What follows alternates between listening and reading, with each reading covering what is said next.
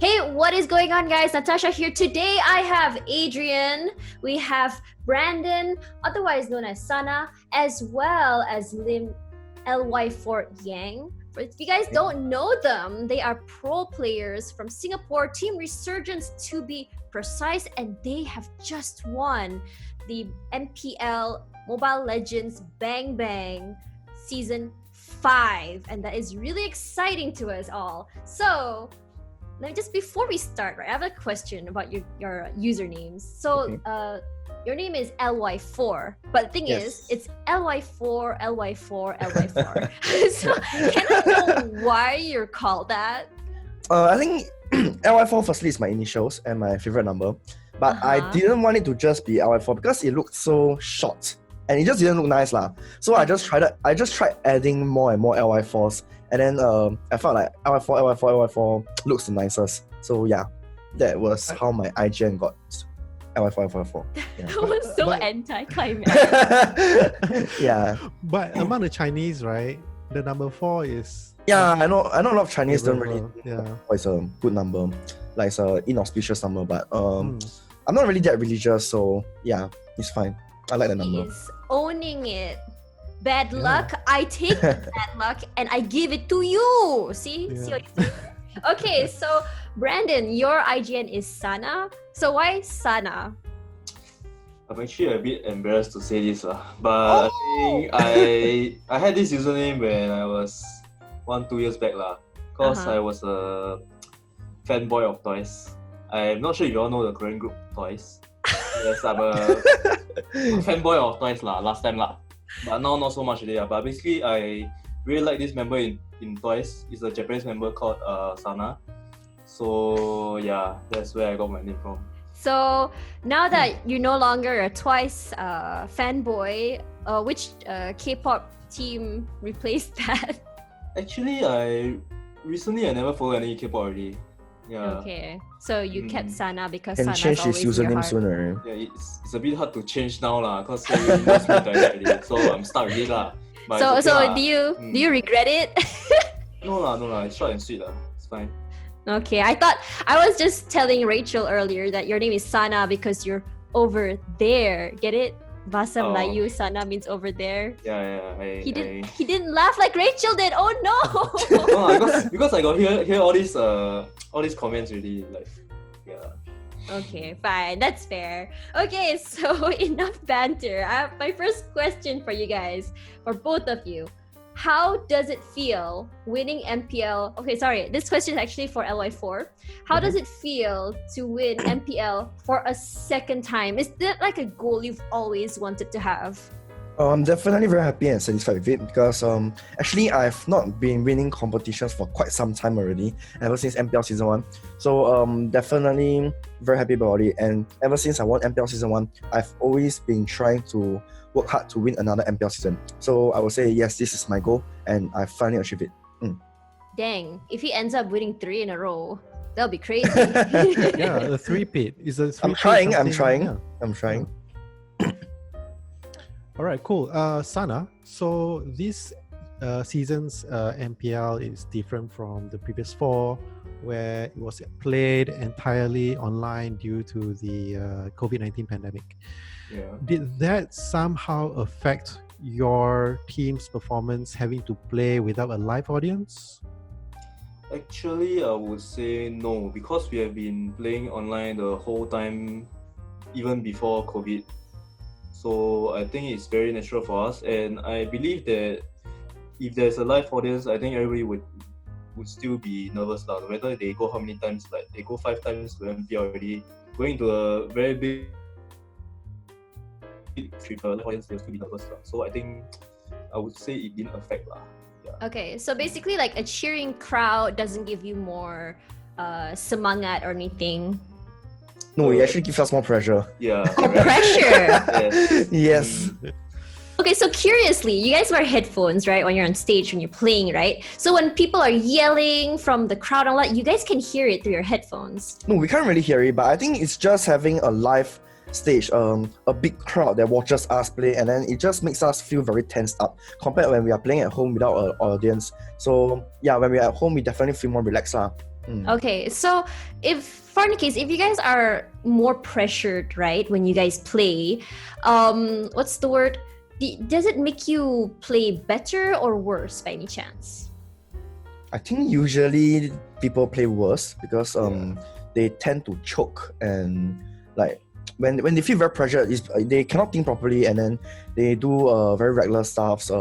They make mistakes that they wouldn't make normally. So yeah. So basically, for you guys, do you guys think that because you guys are playing at home, there's no audience, was that the reason why you guys performed better, you think? I think definitely we all feel more relaxed, but I'm not really sure whether it's better or worse because we are actually we are quite seasoned players. We played MPL for a few seasons already, so I don't think having a live audience will affect us that much compared to other amateur players or new players. So okay, totally, that makes sense. So for you guys at home, I said semangat earlier, so I just couldn't find the word for it in English. Adrian, what does semangat mean in English?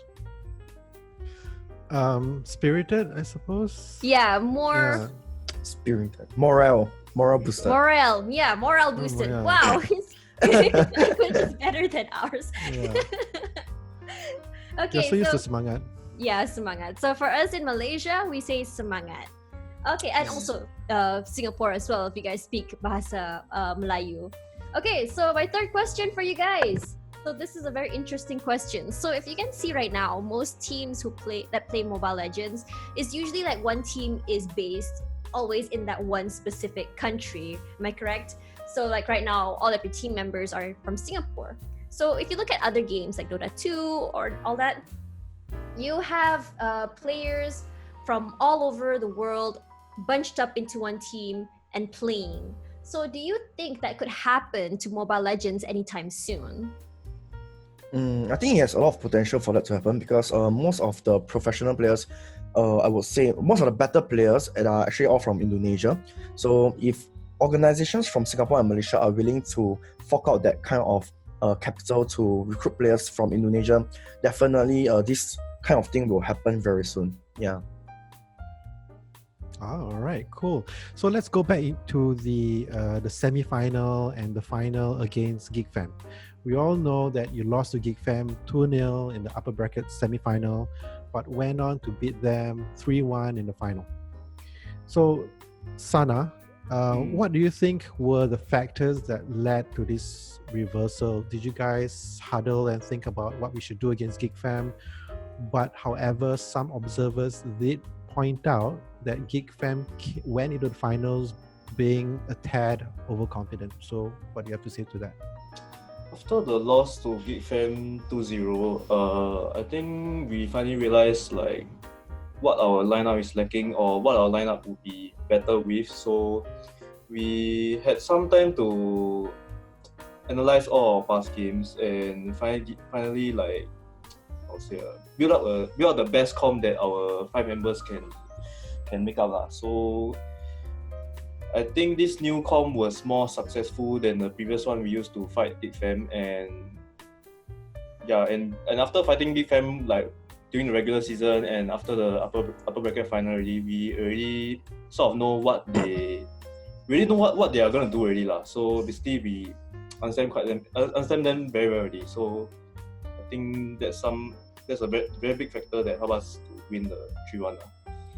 Do you think that they were playing very predictably, would you say? Like the way they play has been always around the same strat every single season? Every season I'm not sure lah, because I already forget what they played last season. But basically this season all their games are very similar. That's why we found a pattern lah. Yeah. Right. Okay. It's very interesting to see teams actually just stick to their comfort plays. Do you think that your team likes to go a little bit out of the box, would you say, when it comes to plays? I think we are the only team that went out of the box, right? The Gushen and the Guinevere. Right? Yep. Yeah, so I don't think anybody has ever tried those heroes in the offlane. So people don't know how to fight what they don't expect lah. Yeah, so we took advantage of that lah. So was that something you guys had planned even before you guys took the main stage? Was it like something you guys planned for a while now? Or was it just like something that happened during finals? You're like, you know what, let's try this out. Actually, we really took it out at the last minute. We didn't plan on taking it out because this was not a very, like, we didn't really train with this a lot lah. So we weren't sure of taking it out lah. But like it's the finals already, then we like, I think this is a really good hero. Then just take it out, like, you know. That's just Dang. YOLO. Yeah. That's impressive. So Yeah, those really. were already like would you say like you guys had already used them a lot to begin with before this? Obviously you can't just like pick any hero you want and just play them on the fly. You guys need to understand that hero. So you guys have always played with them, or is it just like you guys weren't very prepared with them anyways? How was that? You mean for the Gushen and the Yes. Yeah. Yeah. Actually, as you all know, that RG Singh, our mid laner Singh, he has been the world. I don't know which season. I think last season he was the world number 1 Gushen. So I believe he understands the hero very well lah. And he plays with it now and then, but he never really plays it in the off lane. Yeah. So but we have like seen Indo players do it lah. So we sort of know how to use it, but we never really trained this strat before. But At least not in the off lane. yeah, not in the off lane lah. Maybe once or twice only lah, but we never really focused on it lah, because we thought that this wasn't gonna work for us lah. Yeah. Dang, So that's really impressive. Like something so last minute ended up working out. I bet you guys were like very nervous, and you guys practically maybe breathed a sigh of relief when it High happened. risk, high reward. Yeah. High risk, high reward. High risk, reward. Well, that to a should be gamble. it should be your new team Resurgence tagline. High risk, high reward. Yeah, the new mantra going to a final. I'm pretty sure they want low risk, high reward lah, but sure. Okay, so speaking of Team Resurgence, you know what? We didn't ask you guys about yourselves. So why don't you guys tell us a little bit about yourselves and tell us, how did you end up becoming professional esports players? I think for me, it started when it was Dota 1. So I actually started playing Dota 1 when I was 12 years old, 15 years ago, 14 years ago. Wow. So I used to play a lot of Dota 1, and then just one day, suddenly, I think I can't remember what competition it was or who organized it, but yes, there was just a competition, and then my friend just asked me, "Hey, want to join together or not?" Then I'm like, "Okay, sure." Because I was also I'm also quite a competitive person. So ever since then, I just kept joining competitions, and it eventually just made me a competitive player. So I suppose some of your Singapore heroes would be people like Ice and HYHY back in the day. Yes, I used to compete with them a lot. And I also used to play with Ice and Tofu Boy for a period of time as well. Okay, what about you, Sana? For me, I think it's a bit similar to LY, because I also used to play a lot of Dota in the earlier days lah. But when I wanted to go competitive in Dota, it was very near my army days already, like very near to enlistment lah. So before that, I was trying to find a team, but I couldn't find one. So basically, I just went into army and then just dropped Dota already. And then suddenly in army, have a lot of free time. Then this game called Mobile Legends come out. So I don't know lah. It's just the trend lah in army. Like everybody plays Mobile Legends, so we just start playing, and then suddenly one of my friends' invited me to join his squad. Then we started knowing each other and then play together. And then slowly went on to play like mini competitions, like those small competitions. Last time lah, like they host. So I think slowly, then I started going into a competitive scene lah. Awesome. It's basically nothing much lah. It's just I just play a lot. Then after they go into a natural progression. Just progression lor. Yeah. All right. So now that I suppose both of you are at the peak of your careers and many more years to come, but I suppose when it comes to esports athletes, the sort of the pivoting that you go through as you reach a certain age. So let me just give you a scenario when you reach that age where maybe you want to look at something else beyond playing. So imagine yourself LY4 and Sana. Mm. Imagine yourself as the coach or a manager of a brand new Mobile Legends team, and you have the absolute freedom of choosing the player you want. So of course we can't tell the future, but based on the current pool of professional players today, who would be part of your team and why? Maybe you can start with LY4. I think for offlane, definitely it will be R7. R7 is no doubt, I feel, the best offlaner in the world for now. So R7 definitely will be my offlaner. Mid laner, mage player, I think Lemon. Lemon, I feel either Lemon or One, but I think I'll go with Lemon because Lemon still feels more consistent. And Lemon has played this game longer than One, and I feel like Lemon has a bigger hero pool as well. So he's a very consistent and a player with a lot of hero pool. So very good player. Then I think for tank and support, I'll go with Donkey and Luminaire. Honestly, I feel like they have been very consistent as well, and I actually like them a lot. Then marksman, I think I will take Tuturu. I'm actually quite disappointed to not see Tuturu in this MPL, and I hope to see him in the near future because I used to actually treat him as my rival, and I look up to him quite a lot because I feel he's one of the best marksman player in the world. So yeah. Okay, Sana? So for me, I think there's some similar people. Like for the offlane, same thing. I'll also take R7 because I really like him a lot, and I've been watching him since like months before MPL, and I think he's a really good player.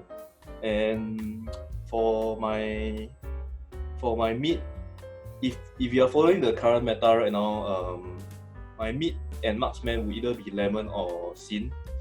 XIN, if you all know, is from RQ, the marksman player. And probably the support player, VYN. You all know who is it? RQ one. And then I think It's like 4 RQ players, right? It's, yeah. It's like RQ squad. You can just buy over RQ. correct. And then the other main tank will be Dren lah. Only Dren. Yeah, so why I choose them is because R7 I really like him a lot, and Lemon is a very, very versatile player. You see, he has played every role other than, I think, except the tank in competitive, and I really like to have a very versatile player because I can, like, again I like unexpected things lah. So he can keep giving surprises lah. Then for my marksman scene, I feel he's a very high risk, high reward player, and I really like that because I believe that some plays are made because of the risk you take lah. So we need this kind of like high risk sometimes lah. So and I think for Jian, he's just a very consistent tank. And although he's played the MM this season, I'm not sure why also, but the previous few seasons he was playing tank and he was doing a very good job lah. So I'm not sure why they swapped him to becoming the marksman. And even when he was swapped to the marksman, he was still doing a very good job. As for Vin, yeah, he's just a very good supporter. Nothing much to say lah. He won the champion lah. So yeah. Okay, so now that now that we've talked about like your fancy team, let's talk about your win against Geek Fam. So what do you think was the biggest factor that led you to win that match against Geek Fam?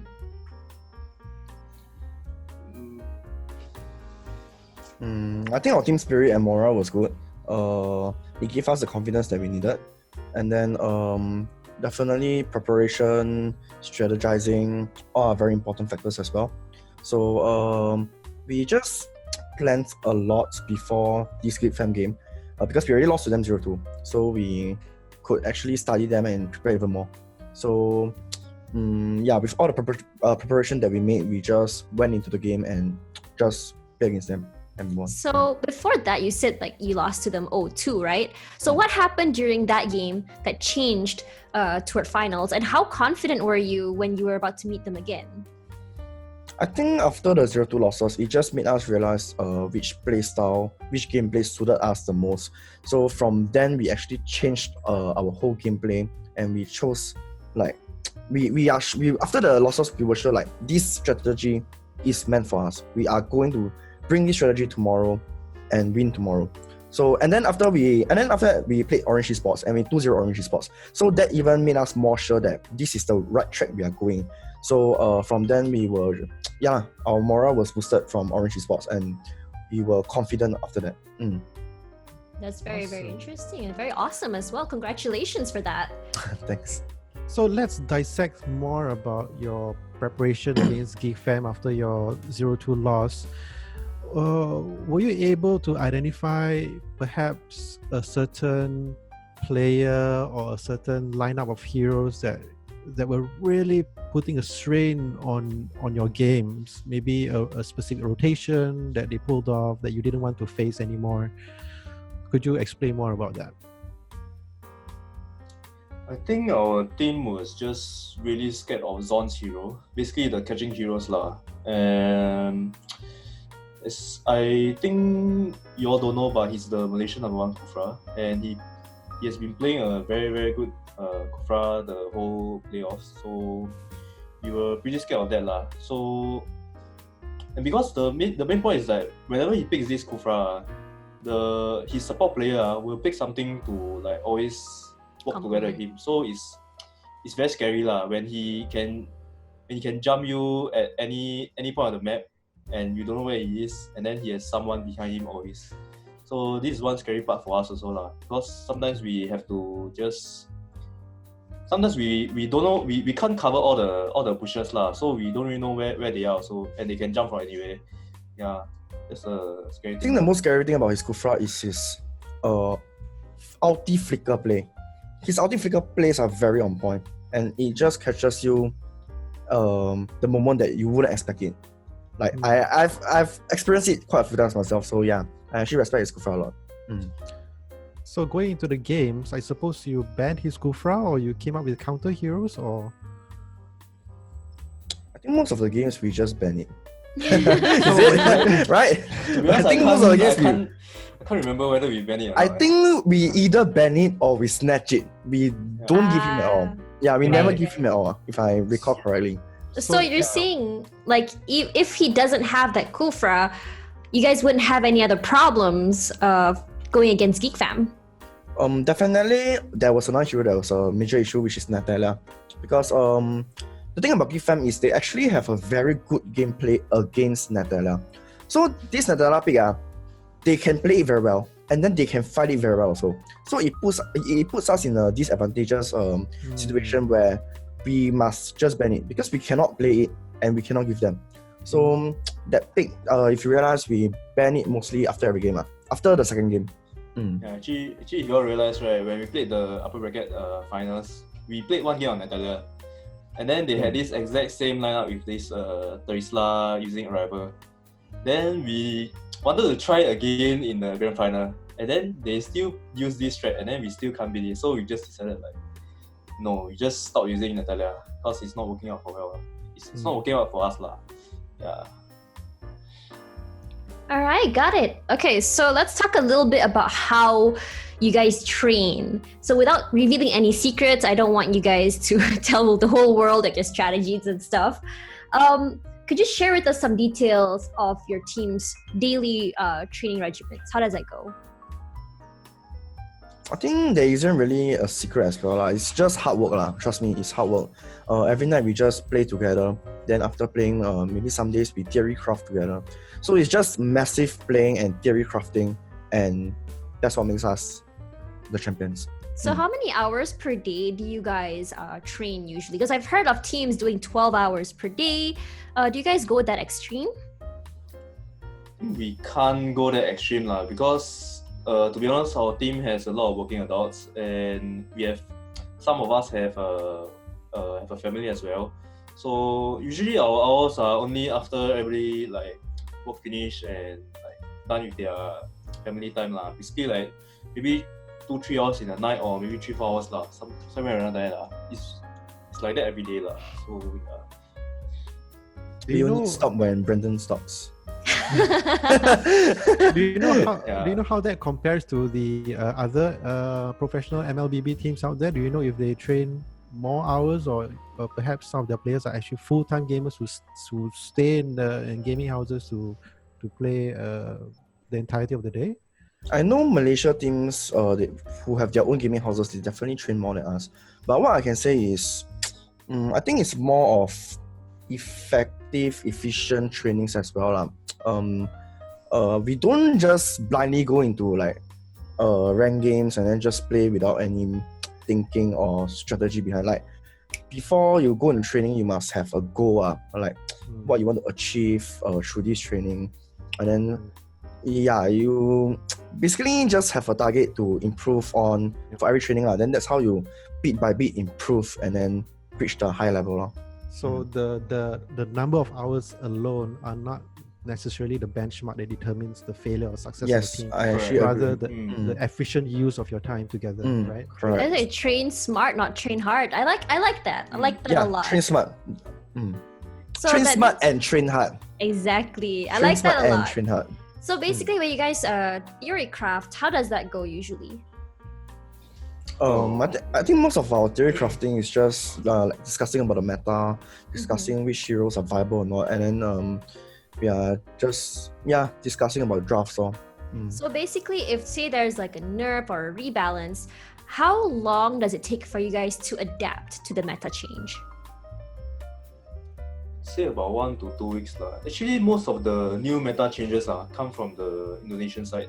So usually we will watch some of their gameplays and then see how they do it lah, how they actually adapt to the meta change, and then we'll just try to copy it from there lah. So, but if it doesn't work out, then we will just try to improvise lah and change things so that it works out for us lor. Oh, so it sounds like Indonesia are the trendsetters for Mobile Legends, just as how the South Koreans were dominant in StarCraft. Yeah, definitely Indonesians are the trendsetters for Mobile Legends now. Because I think they are very talented in this lah. Especially teams like RRQ and EVOS. Honestly, they are very creative and then they have a lot of experience. That's why they can do this. So yeah, usually we will just watch their gameplay and then see how things goes and copy stuff here and there. All right. So before we wrap things up, just want to get a piece of wisdom from the both of you. What advice do you have for aspiring MLBB players who want to try to make it into the pro scene, just as both of you had it in the past? I think definitely they would have to be hardworking lah, because there's a lot of like amateur players trying to go into the pro scene, but most of them they do not have the correct attitude and they do not want to work hard for it. By attitude I mean like saying maybe if you lose the game, you won't like be very tilted or anything. You will just like maybe keep calm and then analyze what's wrong and then just go on to the next game, something like that lah. And I think most important is just hard work lah, I believe. All right. For me, what I feel is if amateur players wants to get into the pro scene, firstly make yourself recognized. If you are recognized, definitely it's very easy for pro players to bring them into the party and then like make friends and then start playing together. And then what I feel is also like train more meta heroes before exploring non-meta heroes. I think that's what a lot of amateurs like to do. They like to play non-meta heroes, but the meta is there for a reason. What I can say is like the meta is like the answer sheet to an exam. All you have to do is just to copy and play. But before you want to explore stuffs, go with the meta first. Understand why is it the meta, then explore other stuff. Okay, and there we have it, guys. That we have our champions from Singapore, Team Resurgence, LY4 and Sana. Thank you guys so much for being here today and giving us a little bit of insight on what it feels like to be part of the Team Resurgence from Singapore. Okay, so before we go, do you have anything you guys want to say to your fans out there? I think LY4 has more fans lah. Oh my god. No. But okay. Thanks to all the fans and friends who have been there for us. Honestly, without you guys supporting us and motivating us, we wouldn't have made it there also. So you guys are part of this championship as well. So thanks everyone. Okay, Sana, do you have anything to say? It's probably the same thing, but thanks to all supporters for being there for us, even though we lose games and yeah. So thanks for bringing us back up and what? Any single ladies add Sana up? Sana finding girlfriend. Wow.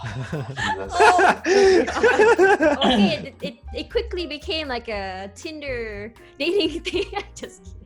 Okay, so thank you guys so much for being here today, and congratulations once again for winning MPL Season 5. Okay, and that's all from us, IGN House Call. So keep it plugged to IGN. So see you guys in the next one. Bye-bye, guys. Bye. Bye.